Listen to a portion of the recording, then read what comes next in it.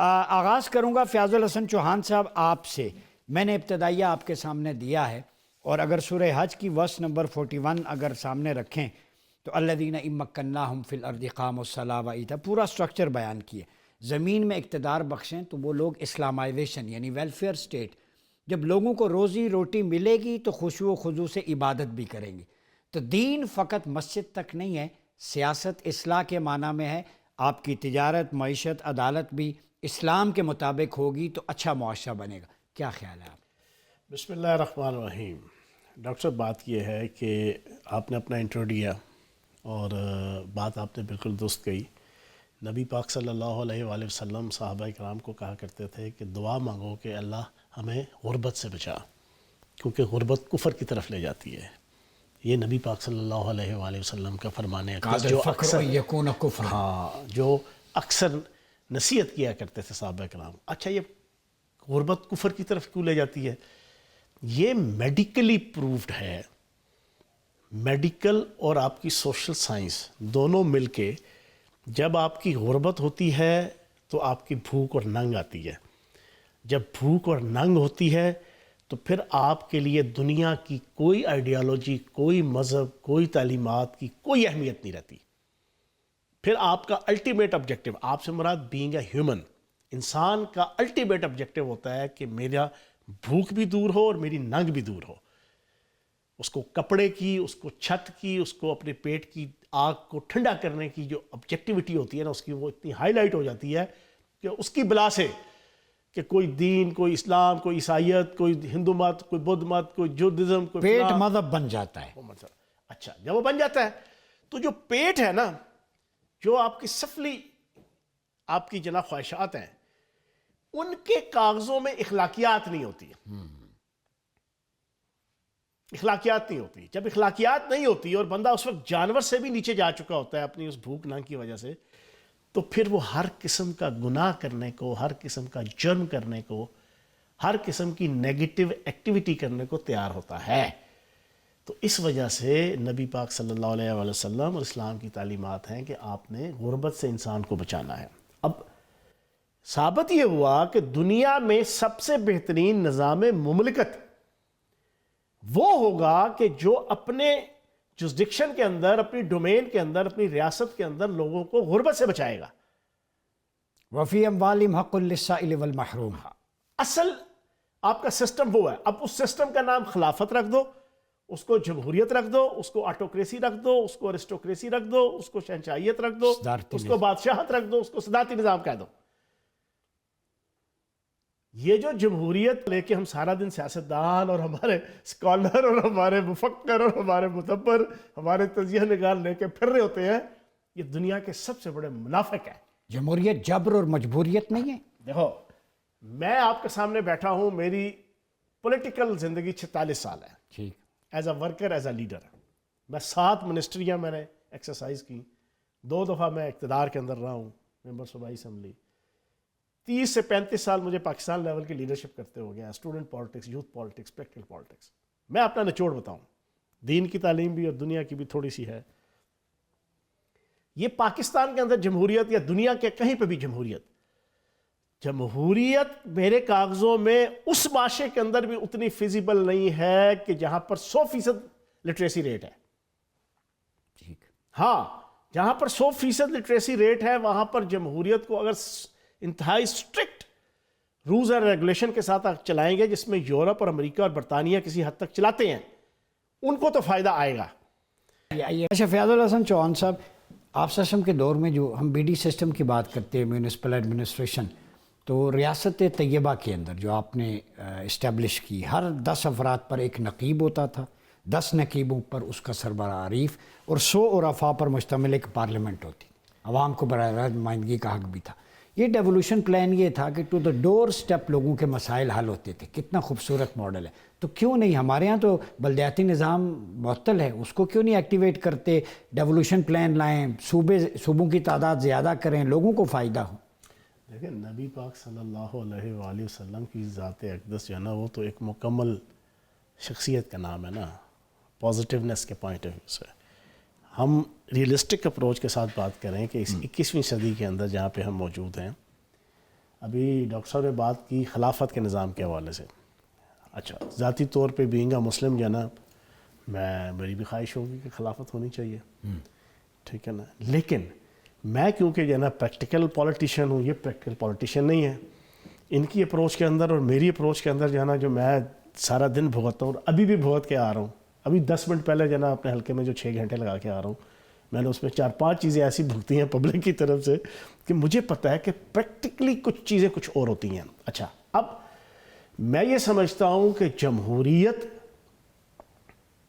اگر یورپ اور امریکہ کے طرز پہ بھی اگر ہم لے آئیں نا, صرف یورپ اور امریکہ کے طرز پہ, کہ جہاں پر آپ کا لوکل باڈی سسٹم سے لے کے آپ کی پارٹیوں کے اندر یو سی لیول سے لے کے ریاست اور ملک لیول تک کے عہدیداروں کی نامزدگیاں اور الیکشن, اور پھر آپ کا پارلیمنٹ کا الیکشن کا پروسیس, اگر اسی پروسیس کے تحت اگر پاکستان کے اندر ہونا شروع ہو جائے تو پاکستان کی 70% مسائل حل ہو جاتے ہیں. وہ تو عمر لاس پہ چل رہے ہیں. سنیں نا, ایک منٹ کی بات سنیں.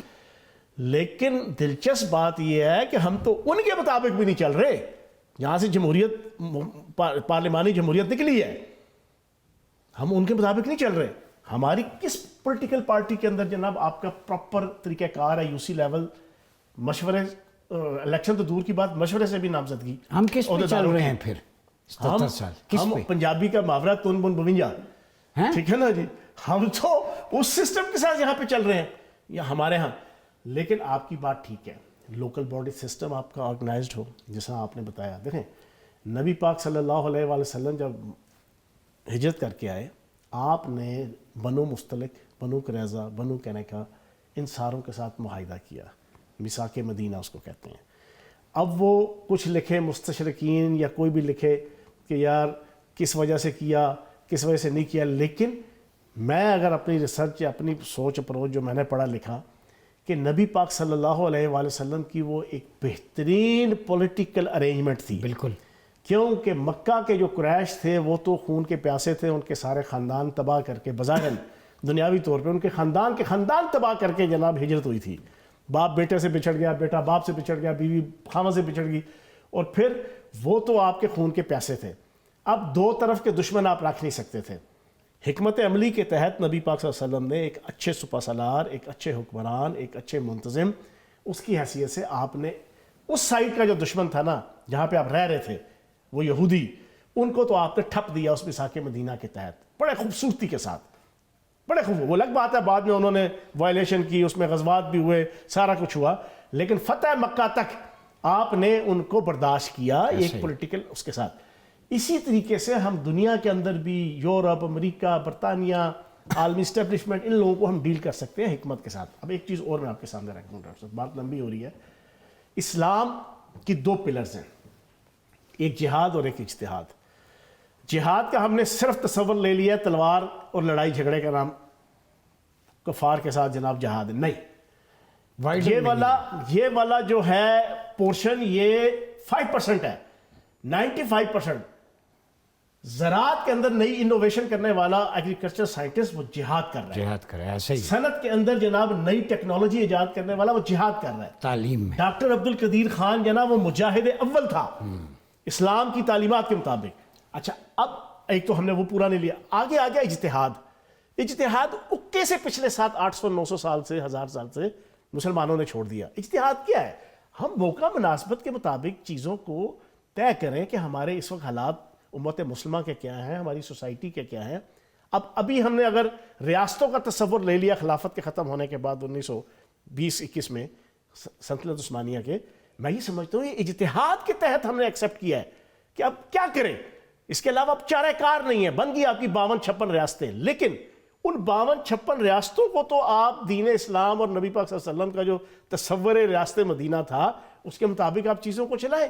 ٹھیک ہے, آپ یہ کہیں کہ نہیں جی نہیں, اب پوری کی پوری دنیا میں دوبارہ مسلمانوں کو اکٹھا کرنے کے حوالے سے ٹھیک ہے, ایک اچھی سوچ ہے, ایک اچھی اپروچ ہے, ایک پازیٹیو اپروچ ہے, لیکن جب آپ کرنے چلے جائیں گے تو پھر آپ کو پتہ چلے گا کہ یہ پاسبل ہی نہیں ہے. تو اپنے اپنے ملکوں کے اندر آپ اجتہاد کے تحت اپنی پالیسیز کو اڈاپٹ کریں, لوکل باڈی سسٹم سے لے کے فلاحی ریاست سے لے کے ڈیموکریسی کو لے کے, ڈیموکریسی کو تھوڑا سا رہنے دیں, باپردہ کر دیں تو کچھ نہ کچھ آپ کو حاصل ہو جائے. نہیں ہے یہاں پر کوئی نڑی نٹا نہیں ہے، کوئی نڑی نٹا نہیں ہے اس جمہوریت کا. یہ ممبر پارلیمنٹ کو ترقیاتی فنڈ ملنے چاہیے یا بلدیاتی اداروں کو؟ ہاں اچھا یہ تھوڑی سی پولیٹیکل ڈسکشن آ جاتی ہے. بات یہ ہے کہ اگر وہ جیبیں بھرتے ہیں. آئی ایم ایف کی رپورٹ دیکھیں نا کتنی کرپشن. جب آپ لوکل باڈیز کو دیں گے تو وہ بھی تو پولیٹیشین ہی ہوں گے نا. کوئی میئر ہوگا, کوئی ڈپٹی میئر ہوگا, کوئی چیئرمین ہوگا نا. پیوریفیکیشن سسٹم ایسا بنائیں ہاں کریڈیبل لوگ. اصل چیز دیکھیں میں آپ کو چھوٹی سی ایک بات کر دوں پھر بات لمبی ہو رہی ہے. جب آپ کی پولیٹیکل پارٹیز کے اندر یو سی کا پریزیڈنٹ, آپ کے شہر کا پریزیڈنٹ, آپ کے ڈسٹرکٹ کا پریزیڈنٹ اس پارٹی کے رولز اینڈ ریگولیشن اور آئین کے مطابق 100% آئین کے مطابق الیکشن کے ذریعے سے نامزد ہوگا, اور وہ الیکشن بھی پارٹیوں کے دکھاوے کے الیکشن نہیں ہے. جو ریئل آپ کی یورپ اور امریکہ کے اندر بارک اوباما سے لے کے جناب آپ کا ہر دوسرا آپ کا صدر اور وزیر اعظم جناب لوور مڈل کلاس اور مڈل کلاس کا اور اپر مڈل کلاس کا آ جاتا ہے. کوئی ایلیٹ کلاس نہیں ہوتی بھی ہے تو اس کا بھی اپنا حصہ ہوتا ہے. تو 50% آپ کی مڈل کلاس بھی جناب آپ کی آئی ہوتی ہے. ڈاکٹر قدیر کی پارٹی بھی الیکشن لڑی تھی, ضمانت ضبط ہوئی تھی.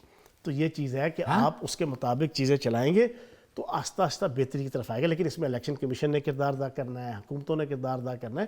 تو یہ ایک کمپیٹنٹ بندہ پاکستان میں نہیں ویسے جیت سکتا.